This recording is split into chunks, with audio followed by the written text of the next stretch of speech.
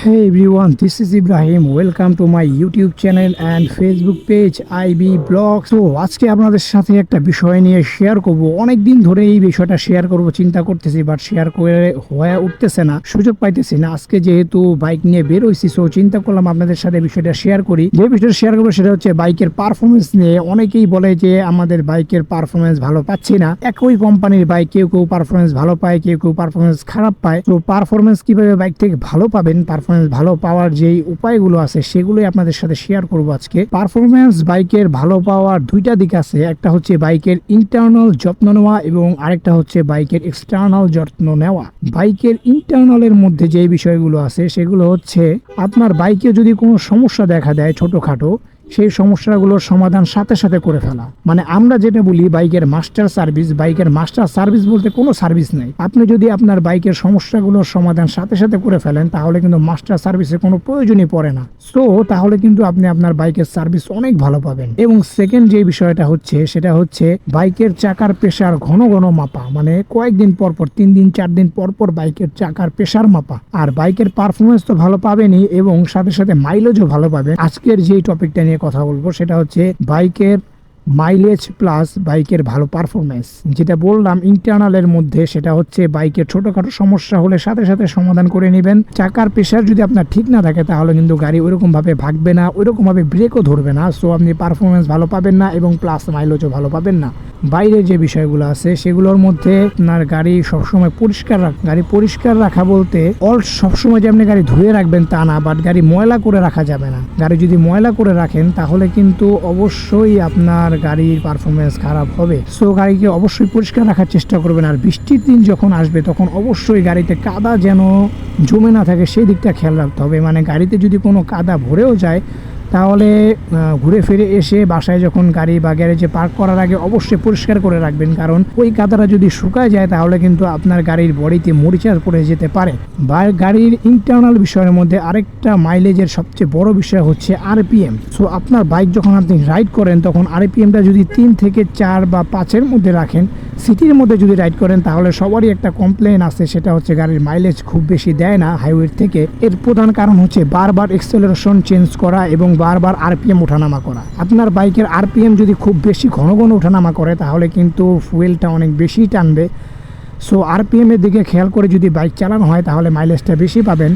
RPM এর দিকে খেয়াল কীভাবে করবেন, আপনি গিয়ার শিফটিং করবেন যথাসময় এবং আপনার আরপিএম 3 থেকে 4-এর মধ্যে রেখে সবসময় বাইক চালানোর চেষ্টা করবেন। তাহলে দেখবেন আপনার মাইলেজ অনেক ভালো পাচ্ছেন এবং গাড়ির পারফরমেন্সও অনেক ভালো পাচ্ছেন। এরপরে যে বিষয়টি আমি বলবো সেটি হচ্ছে যাকে তাকে বাইক না দেওয়া। আপনার বাইকটি যদি আপনি যাকে তাকে দিয়ে দেন তাহলে কিন্তু আপনার বাইকের পারফরমেন্স খারাপ হবে, এটাই স্বাভাবিক। কারণ আপনার বাইকটি সম্পর্কে আপনি যতটুকু জানেন, যাকে দিবেন সে যত ভালো রাইডারই হোক না কেন আপনার বাইক সম্পর্কে কিন্তু তার ওই রকম অতটুকু ধারণা থাকবে না। সো ওরকম ধারণা না থাকার কারণে কিন্তু বাইকের পারফরমেন্সটা খারাপ হবে। সো এই কারণে যেটা করতে হবে সেটা হচ্ছে বাইক যাকে তাকে দেওয়া যাবে না। বাইক যাকে তাকে দিলে কিন্তু বাইকের সমস্যা হইতেই পারে, এটাই স্বাভাবিক। আর যত বাইক অ্যাক্সিডেন্ট দেখবেন, দুর্ঘটনা দেখবেন, সেগুলো কিন্তু ঘটে একমাত্র দেখবেন যার বাইক সে ড্রাইভ করতেছে না, যার বাইক না সে বড় ভাইয়ের বাইক বা এলাকার বড় ভাইয়ের বাইক ধার নিয়ে তারপরে কোনো জায়গায় ঘুরতে গেছে, ওগুলোই দুর্ঘটনার শিকার হচ্ছে। সো এই দিকটা খেয়াল রাখবেন। ছোট যারা আছে বয়স কম বা নতুন বাইক চালানো শিখছে তাদের হাতে বাইক অবশ্যই দিবেন না। তাদের হাতে বাইক দিলে কিন্তু দুর্ঘটনার কবলে পড়ার সম্ভাবনা সবচেয়ে বেশি। আর এরপরে যে বিষয়টা বলবো সেটা হচ্ছে ভালো ফুয়েল ব্যবহার করবেন। অবশ্যই পাম্প থেকে ফুয়েল ব্যবহার করবেন। মানে যেটা বলতেছি সেটা হচ্ছে খোলা ফুয়েল যাতে ব্যবহার করতে না হয় সেদিকে অবশ্যই খেয়াল রাখবেন। পাম্প থেকে বলতে সব পাম্পের ফুয়েল যে ভালো তাও কিন্তু না। যেই সকল পাম্পের ফুয়েল ভালো আপনি চেক করে করে দেখতে পারেন, আপনার যে এরিয়ায় থাকেন সেই এরিয়ার আশেপাশে যে পাম্পগুলো আছে এগুলো একটা একটা করে ফুয়েল নিয়ে নিয়ে আপনি চেক করে দেখতে পারেন যে কোনটা দিয়ে আপনি পারফরমেন্স ভালো পাচ্ছেন, মাইলেজ ভালো পাচ্ছেন। সো চেক করে দেখার পরে যদি কনফার্ম হয় যে আমি এই পাম্পের থেকে ফুয়েল নেওয়ার পরে আমার গাড়ির পারফরমেন্স অনেক ভালো, তাহলে অবশ্যই রেগুলার ওই পাম্প থেকে ফুয়েল নেওয়ার চেষ্টা করবেন।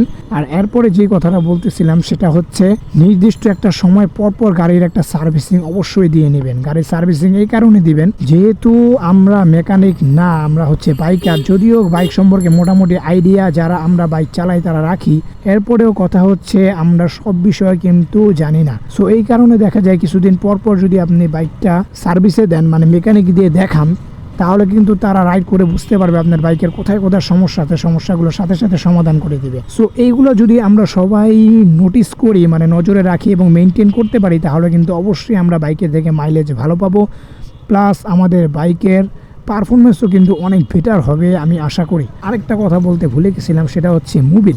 অবশ্যই অরিজিনাল অথেন্টিক মোবিল ইউজ করতে হবে বাইকের মধ্যে ভালো পারফরমেন্স পেতে হলে। মোবিল আপনি কত কিলো চালাবেন বাইকের পারফরমেন্স ভালো পাওয়ার জন্য, বাইকের পারফরমেন্স ভালো পাওয়ার জন্য মোবিল কতটুকু চালাবেন নির্দিষ্ট কোনো সময় নাই। তারপরেও আমাদের একটা সময় আমরা বের করে নিচ্ছি 700 কিলো বা 800 কিলো বা 900 কিলো আমরা একটা মোবিল দিয়ে রান করাই বাইক। বাট কথা হচ্ছে আপনার বাইক যখন দেখবেন যে পারফরমেন্স এরকম পাচ্ছেন না বাইক থেকে, তখনই আপনার মোবিলটা আপনি চেঞ্জ করে নেবেন। তো এটা কোনো নির্দিষ্ট টাইম নাই, বাট টাইমটা দেওয়া হয়েছে এই কারণেই যাতে সবাই বুঝতে পারে এবং সময় মতো মোবিলটা মেনটেন করতে পারে, এই কারণে টাইমের কথা বলা হয়েছে। বাট এমনিতে কিন্তু সময় নাই, কোনো নির্দিষ্ট সময় নাই যে এই সময়ের মধ্যে আমার মোবিলটা চেঞ্জ করতে হবে। যখনই পারফরমেন্সটা ভালো পাবেন না তখনই মোবিলটা চেঞ্জ করে দিবেন, দেখবেন আপনার গাড়ি ভাগতেছে না। এক, দ্বিতীয় হচ্ছে আপনার যে গিয়ার শিফটিংটা আছে সেটা হার্ড হয়ে গেছে, মানে সহজে উঠতেছে না, সহজে নামতেছে না, অনেক জোরে শব্দ হচ্ছে। এবং থার্ড যে বিষয়টা খেয়াল করবেন সেটা হচ্ছে গাড়ির ইঞ্জিন হিট হয়ে যাচ্ছে, মানে অল্প কিছুক্ষণ রান করার পরে গাড়ির ইঞ্জিন হিট হয়ে যাচ্ছে। এবং ফোর্থ যেই বিষয়টা আপনি খেয়াল করবেন সেটা হচ্ছে গাড়ির এক্সেলারেশন পাওয়ারটা অনেক কমে গেছে। দেখবেন গাড়ির এক্সেলারেশন পাওয়ারই নাই, মানে রেডি পিক আপ যেটাকে আমরা বলি, সেই রেডি পিক আপের পাওয়ারটা আগে থেকে কমে যাবে। সো এগুলো যদি দেখেন তাহলে মনে করবেন যে আপনার মোবিলের বয়স শেষ হয়ে গেছে বা মোবিলটা নষ্ট হয়ে গেছে। সো তখনই কিন্তু মোবিলটা চেঞ্জ করে নেবেন। সো এই ছিল আপনাদের কাছে গাড়ির পারফরমেন্স ভালো পাওয়ার বা মাইলেজ বেশি পাওয়ার আমার তরফ থেকে আমার মতামতে কিছু টিপস। তো আশা করি এগুলো আমার কাজে লেগেছে, আশা করি আপনাদেরও কাজে লাগবে। সো যাদের যাদের প্রয়োজন গাড়ির মাইলেজ বেশি পাওয়া বা পারফরমেন্স ভালো পাওয়া, তারা কিন্তু এগুলো ফলো করতে পারেন। আশা করি ভিডিওটা সবার উপকার হয়েছে। সো ভিডিওটা যদি সবার ভালো লেগে থাকে তাহলে অবশ্যই একটা লাইক দিয়ে দিবেন, কমেন্টস করবেন এবং কমেন্টস করে আপনার মূল্যবান মতামত কিন্তু জানাবেন। আর কোনো সমস্যা পেলে সেটা অবশ্যই জানাবেন, আমি কমেন্টসে বা পরবর্তী ভিডিওতে আপনাদেরকে সেই সমস্যার সমাধান দেওয়ার চেষ্টা করব। পরবর্তীতে কথা হবে অন্য কোনো ভিডিওতে অন্য কোনো টপিক নিয়ে। যারা যারা আমার চ্যানেলে নতুন তারা অবশ্যই সাবস্ক্রাইব করে দিবেন এবং ফেসবুক পেজটিকে ফলো করে দিবেন এবং আমার চ্যানেলের সাথেই থাকবেন। বেশি বেশি লাইক, কমেন্ট অ্যান্ড শেয়ার করবেন। আপনাদের লাইক, কমেন্টস এবং শেয়ার কিন্তু আমাকে নতুন নতুন করে ভিডিও করতে অনেক অনুপ্রাণিত করে।